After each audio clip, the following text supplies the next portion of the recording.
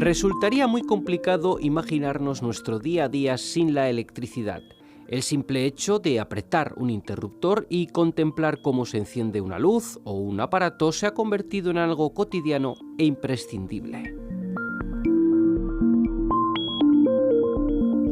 Esa omnipresencia en nuestras vidas también tiene una parte menos amable, su impacto en nuestros bolsillos. En las últimas semanas, coincidiendo con el arranque del año, el precio de la luz ha experimentado una serie de subidas que han disparado todas las alarmas y han puesto bajo sospecha al sistema eléctrico español.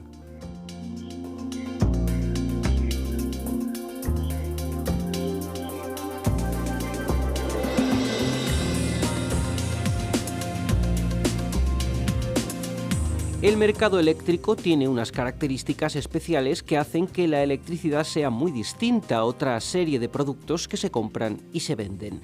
En este programa vamos a intentar analizar algunas claves de ese funcionamiento y de cómo influye en el precio de la electricidad.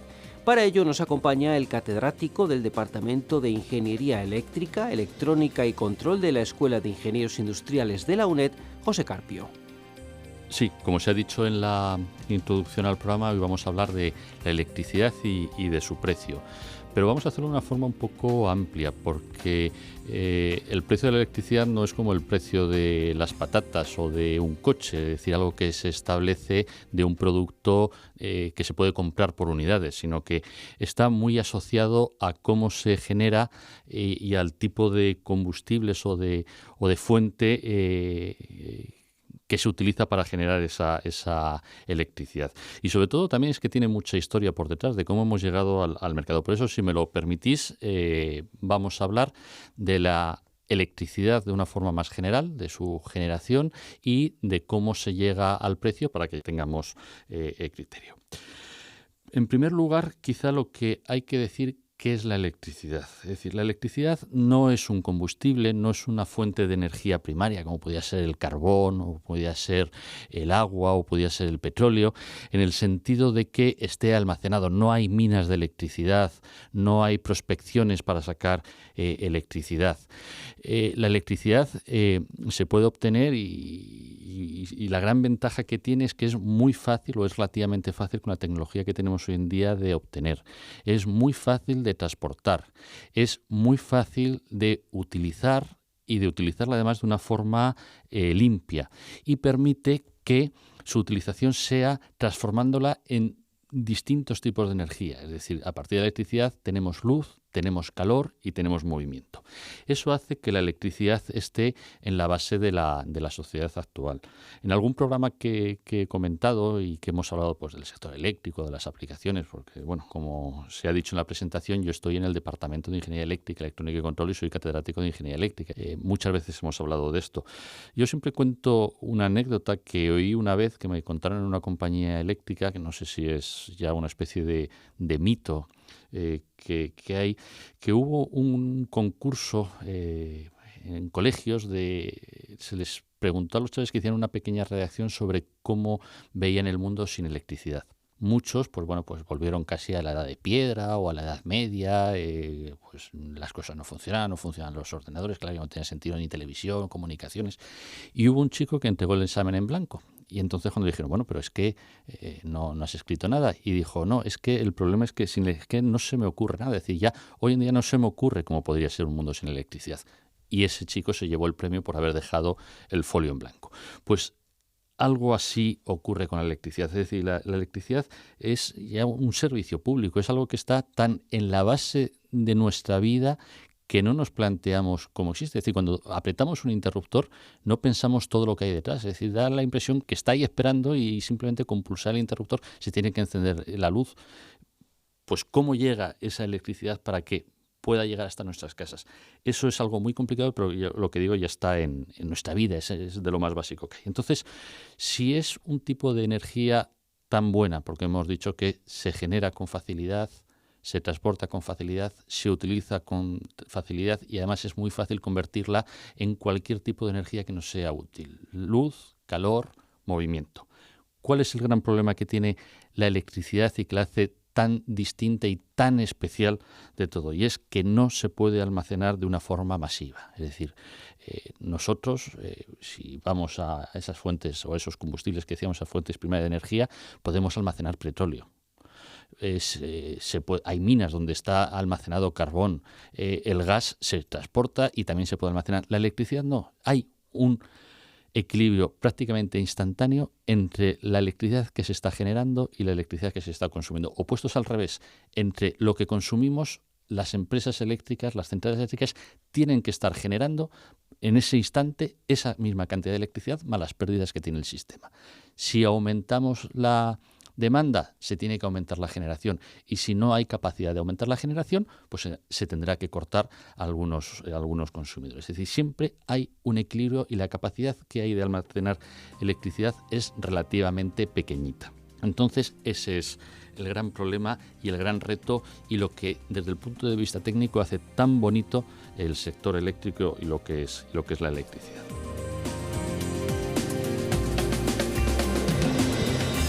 Sería interesante, profesor Carpio, hacer un poco de historia sobre nuestro sector eléctrico para entender algunas claves de lo que está sucediendo. Esta electricidad que he comentado, que está en la base de nuestra vida, pues desde el punto de vista técnico, desde el punto de vista de la ingeniería, es un logro de final del siglo XIX, es decir, tiene poco más de 150 años. Ahí la electricidad empezó en las centrales eléctricas, fundamentalmente de corriente continua, que desarrolló Edison, y estaban muy cerca, esas generaciones de electricidad estaban muy cerca de los consumidores. De hecho, el nombre en español que se utiliza de central es porque estaba antes en los centros, es decir, las centrales eléctricas estaban en los centros de las ciudades, estaban en los sitios de consumo. Simultáneamente a la generación de electricidad en corriente continua, por otro lado, Westinghouse empezó con la generación de electricidad en forma de corriente alterna. La forma de corriente alterna permite salvar el gran problema que tenía la corriente continua, que era la distancia. Es decir, ya la generación no tenías que llevarla a la proximidad del centro de consumo, sino podía estar más cerca donde estaban los recursos naturales, es decir, por ejemplo, los saltos hidráulicos, y permitía transportar toda esa energía, toda esa electricidad con unas pérdidas mucho menores, es decir, de una forma mucho más eficiente. Eso hizo que, tras unos pocos años se llegase a la decisión de lo que tenemos ahora, es decir, la electricidad se genera de forma alterna. Estas pequeñas empresas empezaron a concentrarse. Hubo una concentración grande porque requerían muchas inversiones, es decir, construir una central eléctrica requiere muchas inversiones, tanto para la propia central como si ya empezaba a separarse de los centros de consumo, pues se necesitaba grandes inversiones también pues para hacer las carreteras eléctricas, las líneas eléctricas. Esto hizo que las empresas pues empezaran, una gran cantidad de empresas que había pequeñas, empezaran a concentrarse en grandes empresas. En nuestro país, esa concentración y esa integración vertical era el sistema que desde la creación de UNESA, después de la Guerra Civil y de la Guerra Mundial, pues de alguna manera se impuso por la lógica técnica y comercial. Esas empresas tenían una integración vertical, es decir, eran las que generaban, transportaban, distribuían y de alguna manera nos daban y nos cobraban por esa energía. Había hasta los años 80 esas empresas, era un pequeño oligopolio en el cual pues decidían qué les interesaba más para dar ese servicio público y en función de eso cobraban. Este modelo, que digamos empezó en los años 40, estuvo hasta el año 84, cuando se promulga el marco legal estable aquí en España, en el que ya se ve o se plantea que la electricidad es un servicio público. Es algo que necesitamos, pues como el agua o como, es decir, no es una mercancía, sino es un servicio. En esa época se creó Red Eléctrica, que nacionalizó todo el sistema de transporte de alta tensión y centralizó el despacho, es decir, el decidir cuánto se está generando. La propiedad de las centrales estaban en las empresas, pero como lo que se buscaba era el óptimo de todo el sistema, desde Red Eléctrica se hacía una operación que se llama funcionamiento en pool. Había un pool en el cual se decidía qué centrales en cada momento tenían que generar y luego ya se hacía el reparto de cuál era el beneficio, es decir, cuánto de lo que se había cobrado por esa electricidad correspondía a cada empresa, pues en función de las centrales que había puesto a disposición de todos y de tanto o por temas técnicos había dejado en reserva. Ese sistema, que a mí me parecía perfecto, duró casi poco más de 10 años. A mitad de los años 90, con la Directiva Europea del Mercado Interno de la Electricidad, se decidió que había que desregular el sector. Es decir, había que ver que la electricidad era un mercado más, un mercado energético más, igual que había otros, en el cual pues había que entrar un montón de agentes para romper cualquier tipo de oligopolio y permitir la competencia. Esto en España se tradujo en la ley de 1997 del sector eléctrico. En ese momento se prohibió esa estructura vertical de negocio que tenían las empresas eléctricas y ya hubo empresas de generación, transporte, distribución, comercialización, y es en lo que estamos.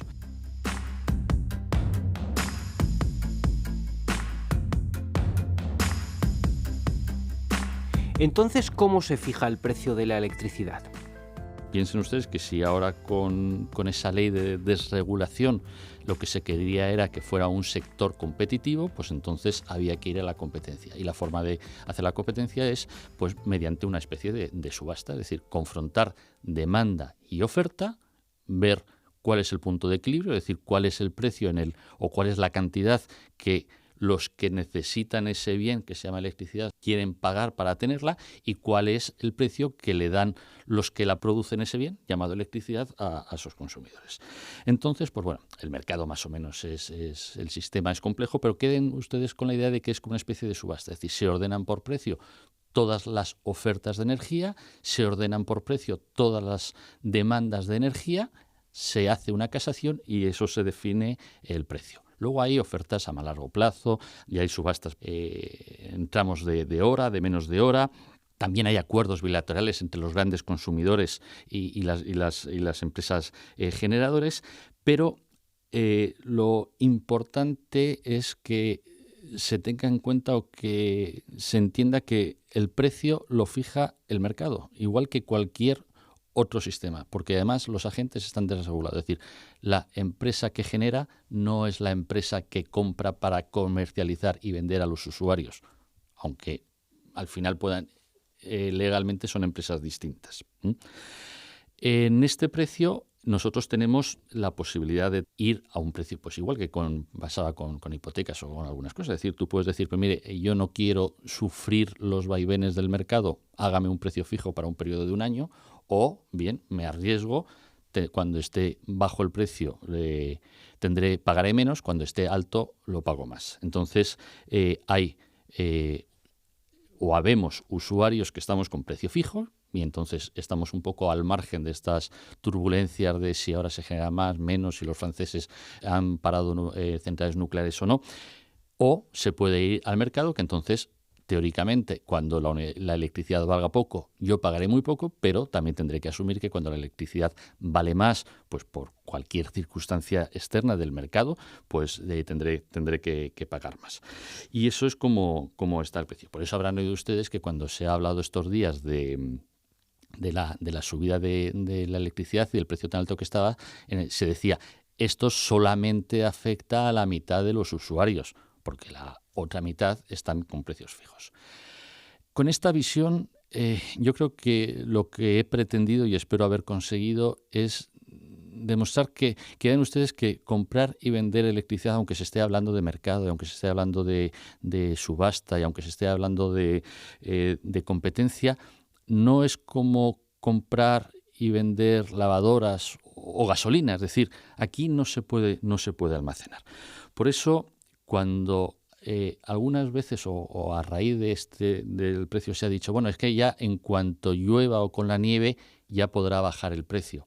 Eso no es cierto, porque la única forma, entre comillas, de almacenar un poco de energía es el agua que nosotros podemos almacenar en nuestros embalses. Por ejemplo, si hubiese escasez de gasolina, Pues bueno, todos los países tienen sus reservas estratégicas de petróleo que pueden tirar una temporada más o menos grande, según sea el tamaño de esas reservas, y cuando ha pasado pues la crisis que provocó ese posible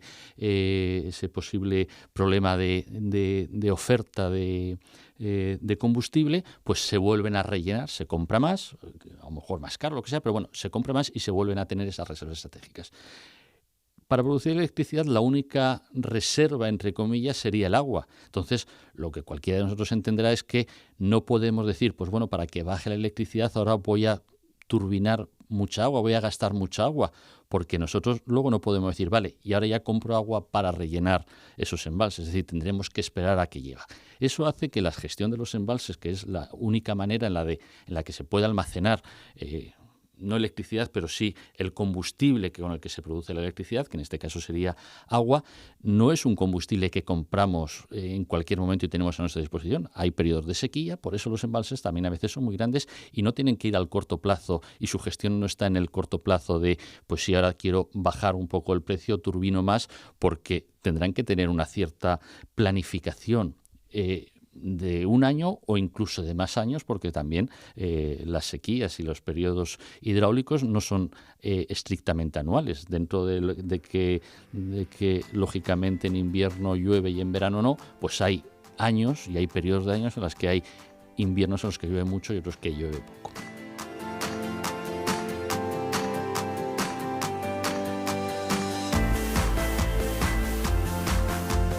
Profesor Carpio, ¿cómo se gestiona la electricidad? ¿Qué se puede decir sobre los distintos tipos de centrales existentes?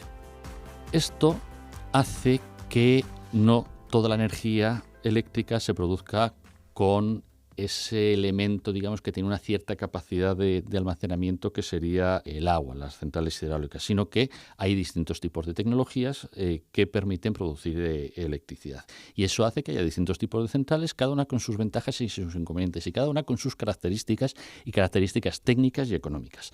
Así, por ejemplo, y todas esas centrales que se ponen a disposición para generar electricidad e introducir esa electricidad en el mercado, según sea la demanda, pues hay distintas tecnologías. Es decir, tenemos energía hidráulica, que es una energía barata en el sentido de que no cuesta el combustible, que es agua, pero no tenemos toda la que queremos ni con toda la disponibilidad.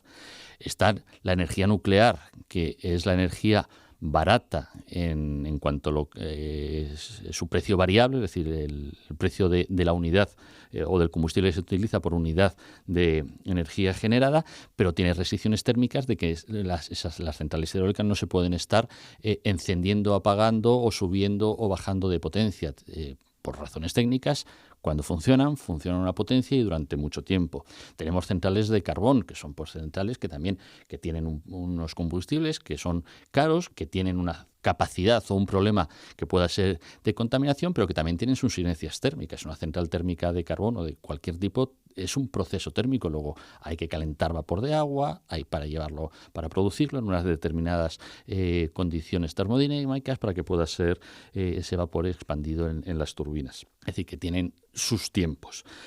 Tenemos centrales de gas, que son centrales un combustible más caro, pero son unas centrales mucho más rápidas y mucho más flexibles a la hora de poder regular cuánto se está generando. Y luego tenemos las energías renovables, que son energías limpias, pero que son energías no disponibles. Es decir, el viento sopla cuando sopla y a lo mejor no sopla cuando se requiere esa demanda de energía.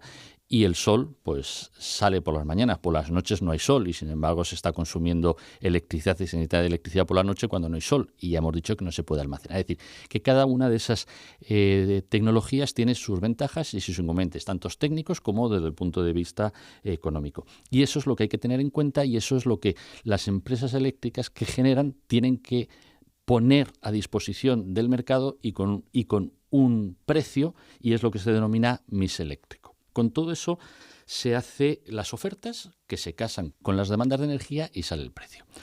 Yo con esto lo que quiero que tengan ustedes en cuenta y que piensen, y sobre todo, pues no sé, todos hemos visto en algún momento una central eléctrica cuando vas por la carretera, es decir, que son complejos industriales relativamente grandes. Entonces, por eso, por favor, cuando oigan a raíz del tema este que ha pasado con con lo del precio, es que hay centrales, pues ahora pongo una central un poquito más, echo un poquito más de un tipo de energía, echo un tipo más de otro. No puede ser porque técnicamente están limitadas la capacidad de conectar o desconectar ese tipo de centrales. Es decir, una central eléctrica no es como un coche que tengas un acelerador que pisas más o menos, o incluso con una llave que la apagas y a la hora siguiente la vuelves a conectar. Eso no es así. Eso lo que hace es que, bueno, pues que esa puesta en disposición del mercado de energía tenga que estar muy planificada, y ese es el gran negocio y el gran reto de las empresas. Es decir, tienen que saber qué energía están poniendo, con qué tipo de generación en cada momento, sabiendo que una vez que decidan voy a ponerla, va a estar bastante más tiempo.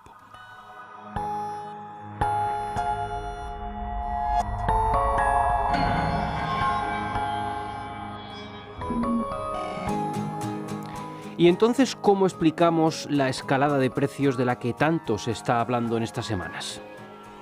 Pues evidentemente ha sido una cadena de casualidades, es decir, ha coincidido mucho frío, una ola de frío, es invierno, y ha hecho que la demanda suba, y lo que ha ocurrido también es que ha coincidido ese periodo de alta demanda con un periodo en el que la generación y la generación barata, que son las centrales nucleares y sobre todo la generación nuclear que nos venía de Francia, pues ha bajado mucho porque esas centrales estaban en mantenimiento. Entonces, pues bueno, pues con esa lógica y esa oferta del mercado, pues si había que dar mucho y con lo que tienes que dar es caro, pues evidentemente el precio ha subido. Pero el precio bajará, y no bajará porque vaya a llover, porque si llueve es para que se almacene. Bajará pues porque no haga tanto frío, porque otros tipos de centrales entran o porque se hace otro tipo de planificación.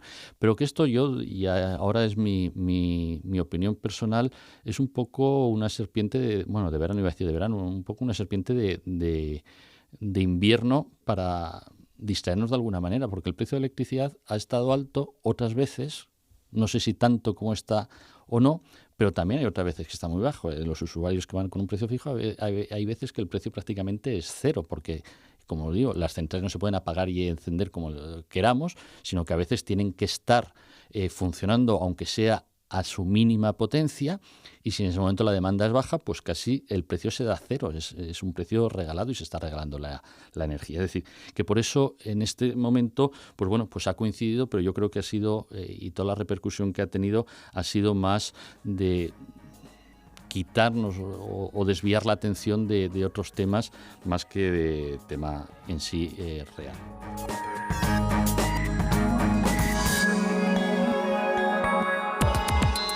Y con este panorama, ¿a qué futuro nos enfrentamos? Pues el futuro yo creo que ya, bueno, lo tenemos aquí.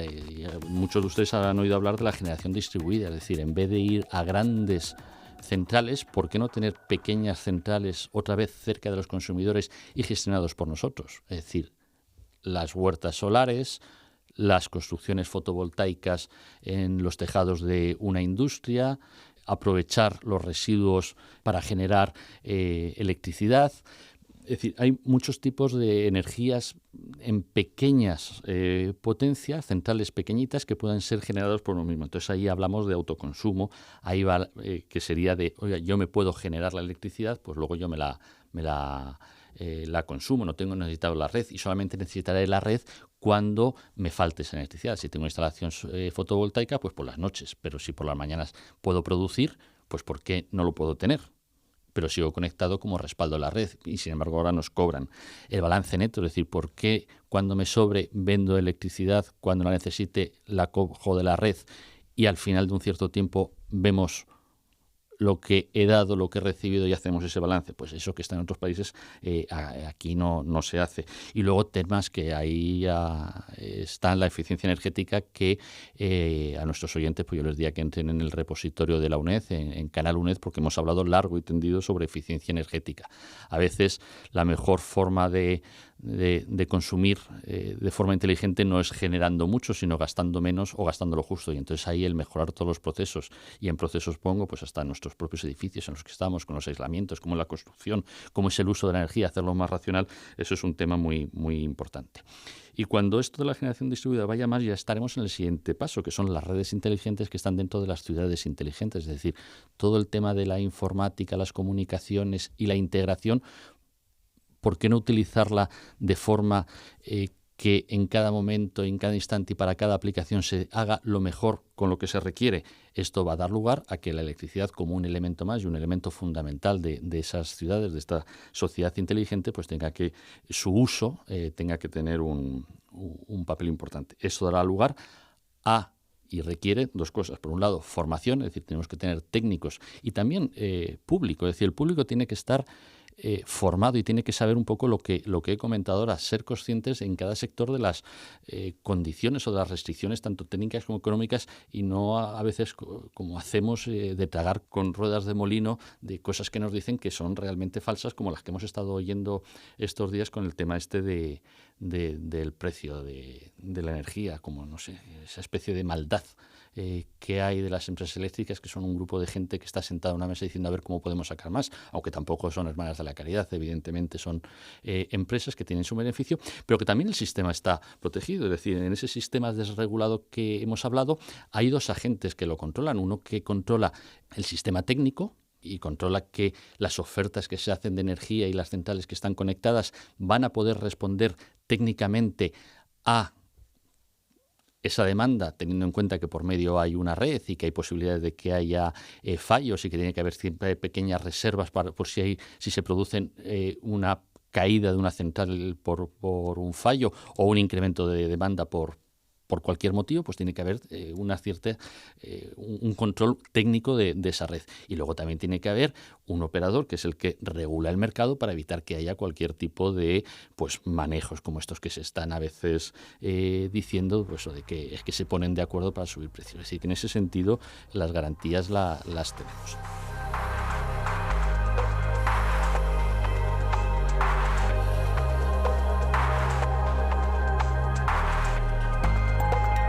Tenemos que concluir ya, profesor Carpio. ¿Qué se puede añadir a modo de resumen?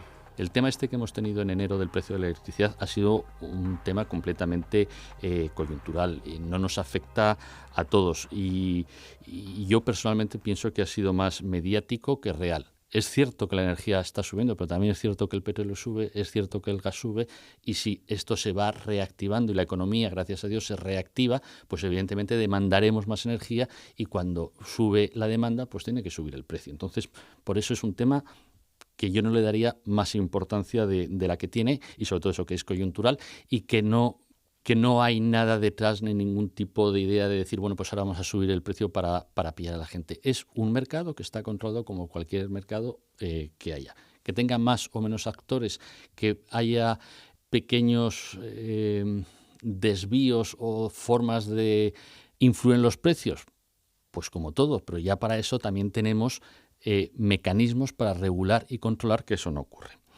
Otra idea es que el mercado de electricidad, por decisión política y por decisión de todos nosotros, desde mitad de los años 90, es un mercado desregulado, es decir, que se rige por la oferta y la demanda. Hay esos controles que se ha dicho técnicos y económicos, pero es un mercado desregulado. Yo, personalmente, creo que fue un gran error, porque la electricidad se debe entender como un servicio público y no como una mercancía que se compra y se vende, porque no es así. Entonces, aceptamos que es un mercado desregulado, pues nos tenemos que aceptar para lo bueno y para lo malo. Y luego, dos temas importantes que ya tengo que decir como universidad, y es la importancia de la formación de nuestros técnicos, la formación de las personas que sin ser técnicos intervienen en esto, como pueden ser los economistas, que deben saber de lo que se está comprando y vendiendo, pues cuáles son sus características, sus limitaciones, es decir, 1 megavatio hora que se compra o que se vende no es una patata ni es un petrolero con petróleo. Es decir, la electricidad tiene sus propias normas, sus propias reglas técnicas, y entonces alguien que toma decisiones, un economista, un broker, un abogado, tiene que conocerla. Entonces, la formación es muy importante. Y la formación también para nosotros. Es decir, igual que, por ejemplo, con el tema de las cláusulas suelo, se decía que cuando una persona va a coger una hipoteca tiene que tener una cierta formación económica y saber qué es el interés y qué es... Pues en esto es lo mismo, es decir, si hemos decidido que nosotros participamos en el mercado eléctrico, tenemos que saber qué es la electricidad, tenemos que saber cuáles son esas características y esas peculiaridades que tiene ese producto que compramos y vendemos, o que nosotros compramos y que otros nos venden, que se llama electricidad. Y por otro lado, la investigación, y en ese sentido la universidad, dentro de todas las universidades, la UNED, y dentro de la UNED, mi departamento, que tiene estos temas, pues investigamos en temas de mercados, investigamos en temas de eficiencia energética, investigamos en temas de energías renovables, de cómo hacer la integración, de cómo llegar a esa generación distribuida, es decir, de pequeñas centrales muy distribuidas y que casi son propiedad de grupos de consumidores o de consumidores pequeños. Cómo todo eso se integra para llegar a esas redes eléctricas inteligentes que van a estar dentro de las ciudades inteligentes. Todo eso da para mucho y en todo eso estamos nosotros.